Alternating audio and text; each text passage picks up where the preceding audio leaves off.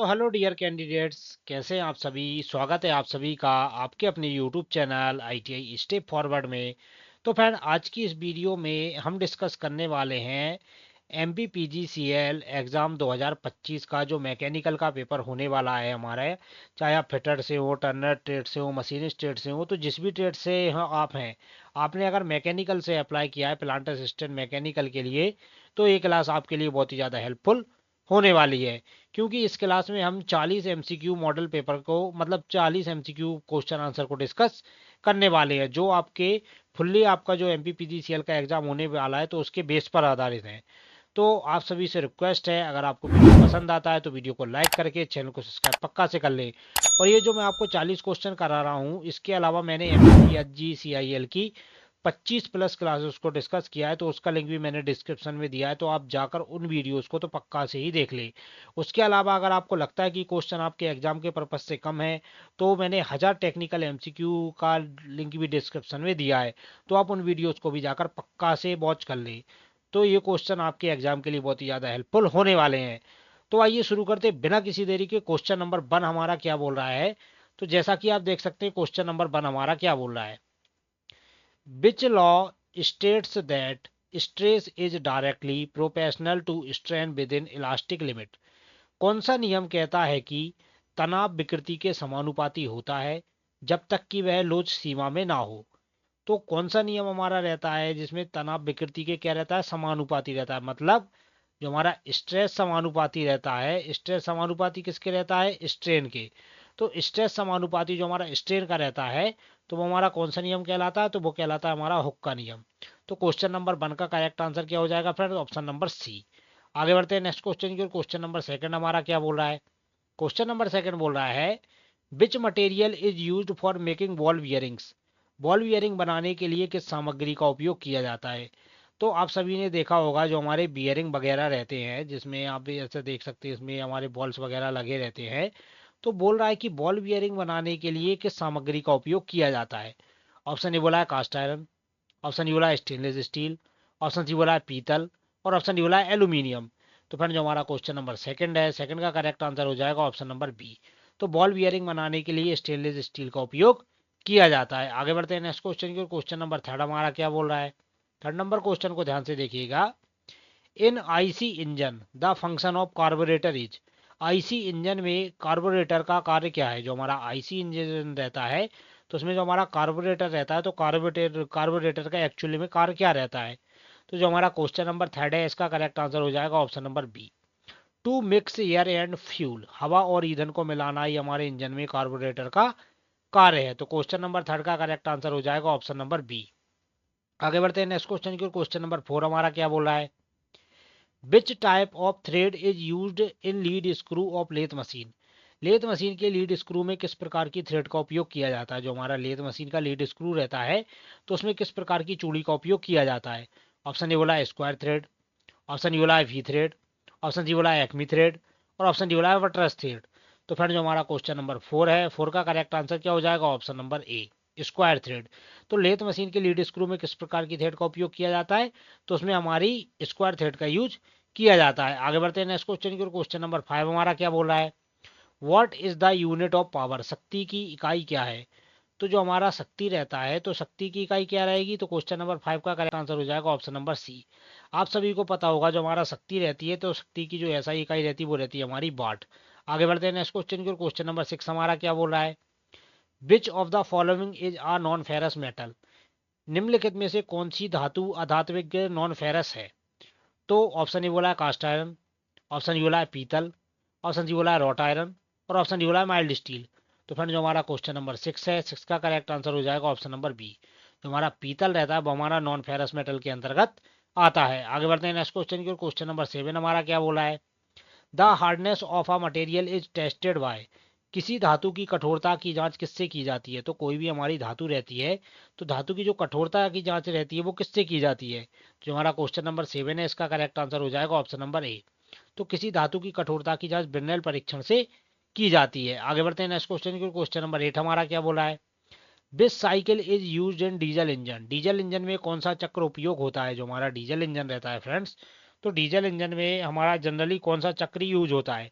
Option D बोला है auto चक्र, ऑप्शन डी बोला है कॉर्नोट चक्र, ऑप्शन डी बोला है डीजल साइकिल, ऑप्शन डी बोला है रैंकिन रैंकिन चक्र। तो फ्रेंड जो हमारा क्वेश्चन नंबर 8 है, 8 का करेक्ट आंसर हो जाएगा ऑप्शन नंबर सी।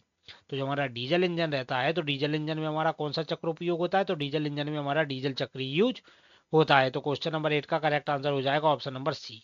आगे बढ़ते हैं नेक्स्ट क्वेश्चन की ओर। क्वेश्चन नंबर 9 हमारा क्या बोल रहा है, which tool is use for checking right angle, सही कोण जांचने के लिए कौन सा औजार उपयोग होता है। तो जो हमारा सही कोण रहता है, तो सही कोण जांचने के लिए हम कौन से औजार का यूज करेंगे। तो जो हमारा क्वेश्चन नंबर 9 है, 9 का करेक्ट आंसर हो जाएगा ऑप्शन नंबर बी।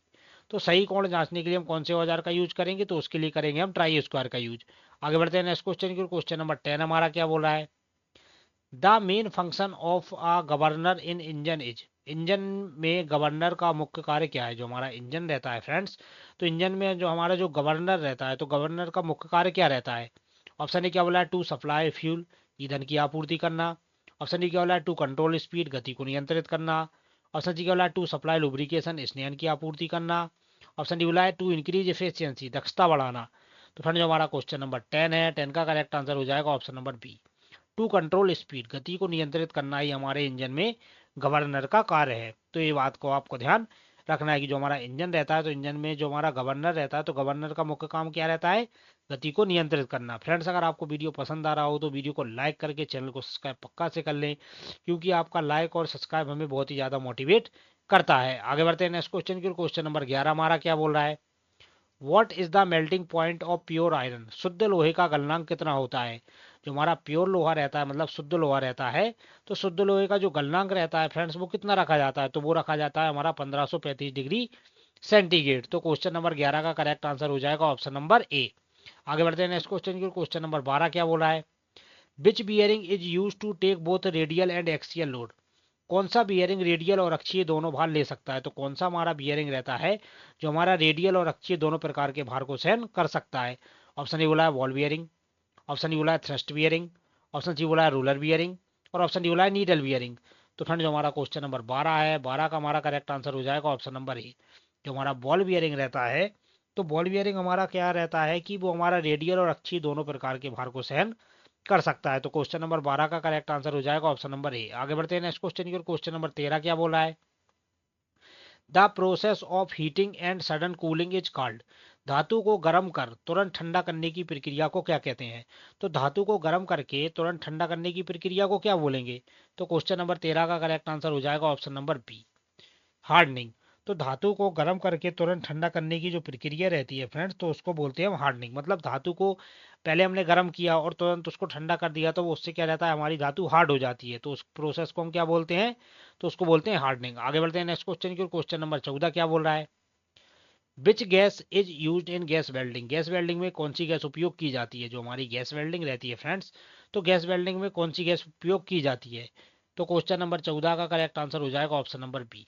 तो गैस वेल्डिंग में हमारी कौन सी गैस यूज की जाती है, तो गैस वेल्डिंग में हमारी एसिटिलीन गैस यूज की जाती है। आगे बढ़ते हैं नेक्स्ट क्वेश्चन की। क्वेश्चन नंबर 15 क्या बोल रहा है, lathe machine is also called, lathe machine को और किस नाम से जाना जाता है। जो हमारा लेथ मशीन रहता है, तो लेथ मशीन को किस नाम से जाना जाता है, तो उसको जाना जाता है मदर ऑफ मशीन्स, मशीनों की माँ।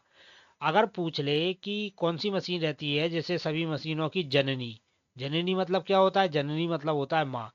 तो कौन सी ऐसी मशीन है जिसे सभी मशीनों की जननी माँ कहा जाता है, तो वो रहती है हमारी लेथ मशीन। आगे बढ़ते हैं नेक्स्ट क्वेश्चन की। क्वेश्चन नंबर 16 हमारा क्या बोला है, the unit of frequency is, आवृत्ति की इकाई क्या है। जो हमारी आवृत्ति रहती है फ्रेंड्स, तो आवृत्ति की इकाई क्या रहती है। ऑप्शन ए बोला है जूल, ऑप्शन ए बोला है हर्ट्ज, ऑप्शन सी बोला है न्यूटन, और ऑप्शन डी बोला है वॉट।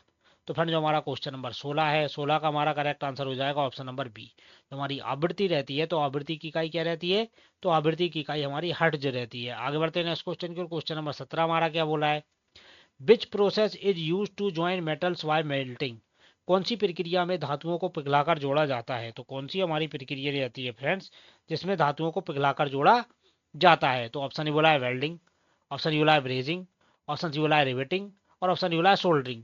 तो जो हमारा क्वेश्चन नंबर 17 है, 17 का करेक्ट आंसर हो जाएगा ऑप्शन नंबर ए। जो हमारी वेल्डिंग प्रोसेस रहती है उसमें धातु को पिघलाकर जोड़ा जाता है। आगे बढ़ते हैं नेक्स्ट क्वेश्चन की। क्वेश्चन नंबर 18 हमारा क्या बोला है, which instrument is use to measure small thickness, छोटी मोटाई मापने के लिए कौन सा यंत्र उपयोग किया जाता है? जो हमारी छोटी मोटाई वगैरह रहती है, तो छोटी मोटाई मापने के लिए हम कौन से यंत्र का यूज करेंगे? तो क्वेश्चन नंबर 18 का हमारा करेक्ट आंसर हो जाएगा ऑप्शन नंबर ए। छोटी मोटाई मापने के लिए हम माइक्रोमीटर का यूज करते हैं। आगे बढ़ते हैं नेक्स्ट क्वेश्चन की। क्वेश्चन नंबर 19 क्या बोल रहा है? Which is the softest metal? सबसे मुलायम धातु कौन सी होती है? तो ये जो चार ऑप्शन दिए गए हैं हमें, तो इनमें हमसे पूछा गया है कि सबसे जो नरम धातु या मुलायम धातु रहती है तो वो कौन सी रहती है? तो इसका करेक्ट आंसर हो जाएगा ऑप्शन नंबर सी, लेड। जो हमारी लेड धातु रहती है फ्रेंड्स, तो लेड धातु को मतलब इतनी मुलायम रहती है कि उसको हम चाकू से भी काट सकते हैं। तो इस बात का आपको ध्यान रखना है, सबसे मुलायम धातु कौन सी रहती है? हमारी लेड रहती है। आगे बढ़ते हैं नेक्स्ट क्वेश्चन की। क्वेश्चन नंबर 20 हमारा क्या बोल रहा है? What is use to reduce friction between moving parts? चलते हुए भागों के बीच घर्षण कम करने के लिए क्या उपयोग किया जाता है? तो जो हमारे मूविंग पार्ट्स रहती हैं, घूमने वाले पार्ट्स, तो उनके बीच घर्षण को कम करने के लिए हम किसका यूज करेंगे? तो क्वेश्चन नंबर 20 का करेक्ट आंसर हो जाएगा ऑप्शन नंबर बी, लुब्रिकेंट। तो चलते हुए भागों के बीच घर्षण कम करने के लिए हम किसका यूज कर सकते हैं फ्रेंड्स? तो उसके लिए हम लुब्रिकेंट का यूज कर सकते हैं। आगे बढ़ते हैं नेक्स्ट क्वेश्चन की। और क्वेश्चन नंबर 21 हमारा क्या बोल रहा है? Which part of IC engine connects piston to crankshaft? IC engine में पिस्टन को क्रैंकशाफ्ट से कौन जोड़ता है? जो हमारा आईसी इंजन रहता है, तो आईसी इंजन में जो हमारा पिस्टन रहता है, तो पिस्टन को क्रैंकशाफ्ट से कौन जोड़ता है? ऑप्शन ए बोला है कनेक्टिंग रॉड, ऑप्शन डी बोला है फ्लाई व्हील, ऑप्शन सी बोला है बाल्ब, और ऑप्शन डी बोला है सिलेंडर हेड। तो फ्रेंड जो हमारा क्वेश्चन नंबर 21 है, 21 का करेक्ट आंसर हो जाएगा option number A, connecting rod. तो आईसी इंजन में पिस्टन को क्रैंकशाफ्ट से कौन जोड़ता है? तो उससे जोड़ता है हमारा कनेक्टिंग रॉड। तो क्वेश्चन नंबर 21 का करेक्ट आंसर हो जाएगा ऑप्शन नंबर ए। आगे बढ़ते हैं नेक्स्ट क्वेश्चन की। क्वेश्चन नंबर 22 क्या बोला है?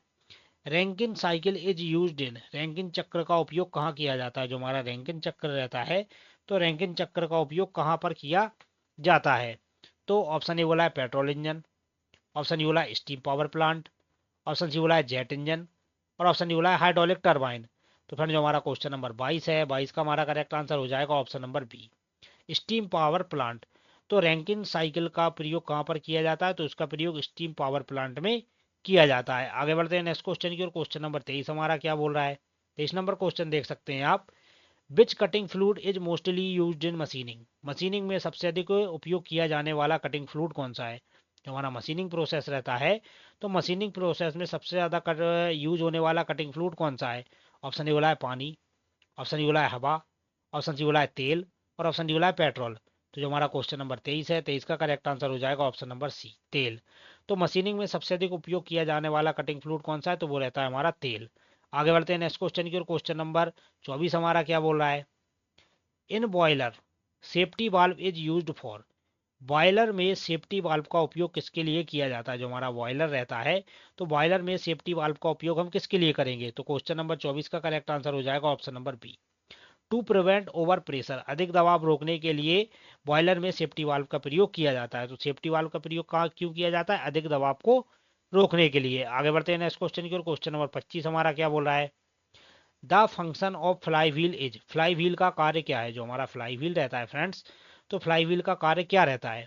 ऑप्शन ए बोला है स्टोर एनर्जी, ऊर्जा संग्रहण करना, ऑप्शन डी बोला है सप्लाई लुब्रिकेशन, स्नेहन देना, ऑप्शन सी बोला है सप्लाई एयर, हवा देना, और ऑप्शन डी बोला है सपोर्ट शाफ्ट, शाफ्ट को सहारा देना।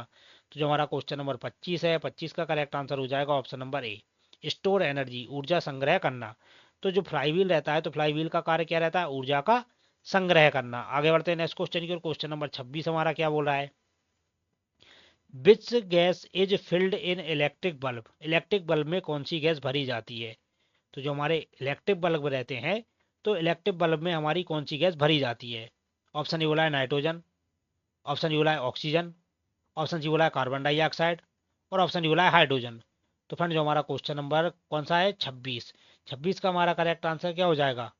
Option number A, nitrogen. तो जो हमारा इलेक्ट्रिक बल्ब रहता है, तो इलेक्ट्रिक बल्ब में कौन सी गैस भरी जाती है?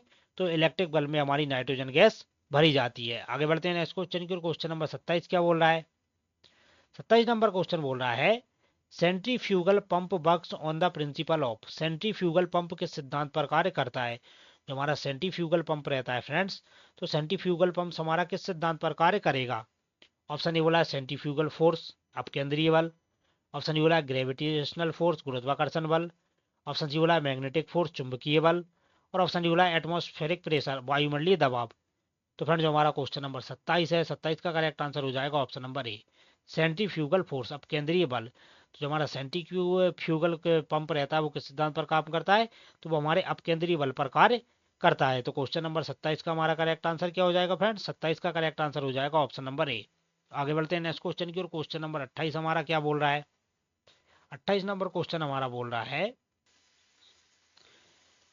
Which is called universal measuring instrument? किसे सार्वभौमिक मापने का यंत्र कहा जाता है? तो कौन सा हमारा यंत्र रहता है जिसे हम यूनिवर्सल मेजरिंग इंस्ट्रूमेंट बोलते हैं?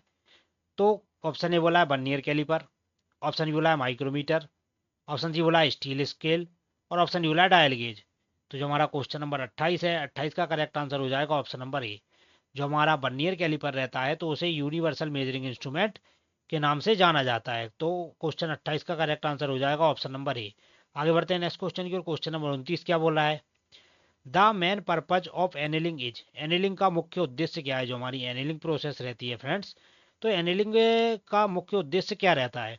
ऑप्शन ए बोला है टू इंक्रीज हार्डनेस, कठोरता बढ़ाना, ऑप्शन ई बोला है टू रिमूव इंटरनल स्ट्रेस, आंतरिक तनाव हटाना, ऑप्शन जी बोला है टू इंप्रूव कलर, रंग सुधारना, और ऑप्शन डी बोला है टू पॉलिश सरफेस, सतह को चमकाना। तो जो हमारा क्वेश्चन नंबर 29 है, 29 का करेक्ट आंसर हो जाएगा option number B, to remove internal stress, आंतरिक तनाव को हटाना हमारे एनिलिंग का मुख्य उद्देश्य है। आगे बढ़ते हैं नेक्स्ट क्वेश्चन की ओर। क्वेश्चन नंबर 30 हमारा क्या बोल रहा है? Which metal is used for making electric wires? किस धातु का उपयोग विद्युत तार बनाने में किया जाता है? तो कौन सी हमारी धातु रहती है जिसका प्रयोग विद्युत तार बनाने में किया जाता है? ऑप्शन ए बोला है एल्यूमिनियम, ऑप्शन बी बोला है लोहा, ऑप्शन सी बोला है तांबा, और ऑप्शन डी बोला है चांदी। तो फ्रेंड जो हमारा क्वेश्चन नंबर 30 है, 30 का हमारा करेक्ट आंसर हो जाएगा ऑप्शन नंबर सी, जो हमारा तांबा रहता है तो तांबे का प्रयोग विद्युत तार बनाने में किया जाता है। आगे बढ़ते हैं नेक्स्ट क्वेश्चन की ओर। क्वेश्चन नंबर 31 हमारा क्या बोल रहा है? What is the function of a condenser in a steam power plant? Steam power plant में कंडेंसर का कार्य क्या है? जो हमारे स्टीम पावर प्लांट्स रहते हैं बड़े बड़े, तो उनमें जो कंडेंसर रहता है तो कंडेंसर का कार्य क्या है? ऑप्शन ए क्या बोला है टू इंक्रीज प्रेशर, दबाव बढ़ाना, ऑप्शन बी क्या बोला है to condense steam into water, पानी भाप को पानी में बदलना, ऑप्शन जी क्या बोला है टू हीट स्टीम, भाप गर्म करना, और ऑप्शन डी बोला है टू फिल्टर स्टीम, भाप को फिल्टर करना। तो फ्रेंड जो हमारा क्वेश्चन नंबर 31 है, 31 का हमारा करेक्ट आंसर हो जाएगा ऑप्शन नंबर बी, भाप को पानी में बदलना। तो जो हमारा स्टीम पावर प्लांट रहता है तो उसमें कंडेंसर का कार्य रहता है कि जो हमारा भाप है तो भाप को पानी में बदलना। आगे बढ़ते हैं नेक्स्ट क्वेश्चन की। क्वेश्चन नंबर 32 क्या बोल रहा है? Which instrument is use for measuring torque? Torque मापने के लिए कौन सा यंत्र उपयोग किया जाता है? जो हमारा टार्क वगैरह रहता है तो टार्क वगैरह मापने के लिए हम किस यंत्र का यूज करेंगे? तो जो हमारा क्वेश्चन नंबर 32 है, 32 का करेक्ट आंसर हो जाएगा ऑप्शन नंबर ए, टार्क वगैरह मापने के लिए हम डायनेमोमीटर का यूज करते हैं। आगे बढ़ते हैं नेक्स्ट क्वेश्चन की ओर। क्वेश्चन नंबर 33 हमारा क्या बोल रहा है? Which part of boiler produced steam? Boiler का कौन सा भाग उत्पन्न करता है? सॉरी, जो हमारा बॉयलर रहता है तो बॉयलर का कौन सा भाग रहता है जो भाप को उत्पन्न करता है, मतलब वह किसको उत्पन्न करता है? स्टीम को। ऑप्शन ए बोला है सुपर हीटर, ऑप्शन डी बोला है स्टीम ड्रम, ऑप्शन सी बोला है इकोमनाइजर, और ऑप्शन डी बोला है एयर प्री हीटर। तो फ्रेंड्स हमारा क्वेश्चन नंबर 33 है, 33 का करेक्ट आंसर हो जाएगा बी, स्टीम ड्रम। तो बॉयलर का कौन सा भाग भाप उत्पन्न करता है? तो जो स्टीम ड्रम रहता है वो हमारा भाप को उत्पन्न करता है। आगे बढ़ते हैं नेक्स्ट क्वेश्चन की ओर। क्वेश्चन नंबर 34 क्या बोल रहा है? दो धातु को तीसरी धातु कम गलनांक वाली धातु की मदद से जोड़ने की प्रक्रिया क्या कहलाती है? मतलब दो धातुओं को किसी तीसरी कम गलनांक वाली धातु से जोड़ने की प्रक्रिया को क्या बोलेंगे? तो उसको बोलेंगे हम ब्रेजिंग। तो फ्रेंड जो हमारा क्वेश्चन नंबर 34 है, 34 का करेक्ट आंसर हो जाएगा ऑप्शन नंबर सी। आगे बढ़ते हैं नेक्स्ट, सॉरी एक मिनट फ्रेंड, दो धातु को तीसरी कम कम गलनांक वाली धातु से जोड़ने की प्रक्रिया हमारी सोल्डरिंग कहलाती है। तो जो हमारा क्वेश्चन नंबर 34 है इसका करेक्ट आंसर हो जाएगा सी, सोल्डरिंग। आगे बढ़ते हैं नेक्स्ट क्वेश्चन की। क्वेश्चन नंबर 35 क्या बोल रहा है? Which metal is liquid at room temperature? कमरे के तापमान पर कौन सी धातु द्रवावस्था में होती है? तो जो हमारा रूम टेम्परेचर रहता है तो कमरे का तापमान रहता है, तो कमरे के तापमान पर कौन सी धातु रहती है जो द्रवावस्था में होती है? तो क्वेश्चन 35 का करेक्ट आंसर हो जाएगा ऑप्शन नंबर ए, जो हमारा पारा रहता है, पारा धातु, तो वो क्या रहती है? द्रवावस्था धातु कैसी रहती है? द्रवावस्था में होती है। तो क्वेश्चन नंबर 35 का करेक्ट आंसर हो जाएगा ऑप्शन नंबर ए। आगे बढ़ते हैं नेक्स्ट क्वेश्चन की ओर। क्वेश्चन नंबर 36 क्या बोला है? हाइड्रोलिक प्रेस किस सिद्धांत पर काम करता है? जो हमारा हाइड्रोलिक प्रेस रहता है फ्रेंड्स, तो हाइड्रोलिक प्रेस हमारा किस सिद्धांत पर काम करता है? तो हाइड्रोलिक प्रेस हमारा पास्कल के नियम पर काम करता है। तो क्वेश्चन नंबर 36 का करेक्ट आंसर हो जाएगा ऑप्शन नंबर ए। आगे बढ़ते हैं नेक्स्ट क्वेश्चन की ओर। क्वेश्चन नंबर 37 हमारा क्या बोल रहा है? Which device converts mechanical energy into electrical energy, कौन सा उपकरण यांत्रिक ऊर्जा को विद्युत ऊर्जा में बदलता है। तो कौन सा हमारा उपकरण रहता है जो हमारी यांत्रिक ऊर्जा को विद्युत ऊर्जा में बदलता है। तो क्वेश्चन 37 का करेक्ट आंसर हो जाएगा ऑप्शन नंबर बी, जो हमारा जनरेटर रहता है वो हमारा यांत्रिक ऊर्जा को विद्युत ऊर्जा में बदल देता है। आगे बढ़ते हैं नेक्स्ट क्वेश्चन की ओर। क्वेश्चन नंबर 38 क्या बोल रहा है, which device is use to measure engine speed, engine की गति मापने के लिए कौन सा उपकरण उपयोग किया जाता है। जो हमारे इंजन वगैरह रहते हैं तो इंजन की गति को मापने के लिए हम किस उपकरण का यूज करेंगे। तो क्वेश्चन 38 का करेक्ट आंसर हो जाएगा ऑप्शन नंबर ए, टेकोमीटर। तो इंजन की गति मापने के लिए कौन सा उपकरण उपयोग किया जाता है। तो इंजन की गति मापने के लिए टेकोमीटर का उपयोग किया जाता है। आगे बढ़ते हैं नेक्स्ट क्वेश्चन की ओर। क्वेश्चन नंबर 39 क्या बोल रहा है, which process increase surface hardness of steel, steel की सतह की कठोरता, स्टील की सतह की कठोरता बढ़ाने की प्रक्रिया क्या है। जो हमारी स्टील रहती है तो स्टील की सतह की कठोरता बनाने की जो प्रक्रिया रहती है उसे हम क्या बोलते हैं। तो उसे बोलते हैं हम कार्बोराइजिंग। तो 39 का करेक्ट आंसर हो जाएगा ऑप्शन नंबर ए। आगे बढ़ते हैं नेक्स्ट क्वेश्चन की ओर, जो कि हमारी वीडियो का लास्ट क्वेश्चन है। और क्वेश्चन नंबर 40 क्या बोल रहा है, the mechanical efficiency of an engine is always, engine की यांत्रिक दक्षता हमेशा, जो हमारा इंजन रहता है तो इंजन की जो यांत्रिक दक्षता रहती है मतलब मैकेनिकल एफिशिएंसी, तो वो कैसी रहती है। तो क्वेश्चन 40 का करेक्ट आंसर हो जाएगा ऑप्शन नंबर ए, 100% से कम, लेस देन 100%। तो जो हमारी इंजन की दक्षता रहती है वो हमारी 100% से कम रहती है। तो फ्रेंड्स ये थे हमारी वीडियो के 40 क्वेश्चन। अगर इसके बाद भी अगर आपको लग रहा है कि क्वेश्चन कम है तो डिस्क्रिप्शन में हमने लिंक दिया है एमपीपीजीसीएल का, जिसमें हमने 25 प्लस क्लासेस को डिस्कस किया है, तो आप उनको देख सकते हैं। उसके अलावा हमने पे फिटर के 1000 एमसीक्यू क्वेश्चन आंसर को डिस्कस किया है, तो उनको आप देखकर देख सकते हैं। और ये क्वेश्चन आपके एग्जाम के लिए 100% हेल्पफुल होने वाले हैं। तो आप सभी से रिक्वेस्ट है चैनल को वीडियो को लाइक करके चैनल को सब्सक्राइब पक्का से कर दें। तो मिलते हैं किसी नेक्स्ट वीडियो में, तब तक के लिए जय हिंद।